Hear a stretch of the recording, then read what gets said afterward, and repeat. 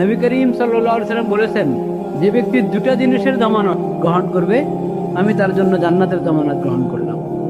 কি দুটো জিনিস?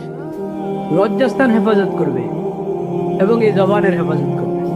জবানকে লাগামহীন ছেড়ে দিবে না, জবানকে নিয়ন্ত্রণে রাখো, জিহ্বাকে নিয়ন্ত্রণে রাখো।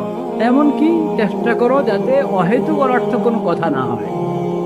যে নিজের জবানকে নিয়ন্ত্রণে রাখবে, লজ্জাস্থানকে নিয়ন্ত্রণে রাখবে, নবী করিম সাল্লাল্লাহু আলাইহি ওয়াসাল্লাম বলেছেন আমি তার জন্য জান্নাতের জামানত নিলাম। বেদাত কাকে বলে বুঝতে হবে। বেদাত হচ্ছে আল্লাহর নবীর যুগে যেটা ইবাদত রূপে ছিল না, ওই রকম কোন নতুন ইবাদত সবের উদ্দেশ্যে তৈরি করার নাম কি? ইবাদত তৈরি করা। মোবাইল কোন ইবাদত করি না, মাইক কোন ইবাদত না, প্লেন কোন ইবাদত না। ইবাদত কি?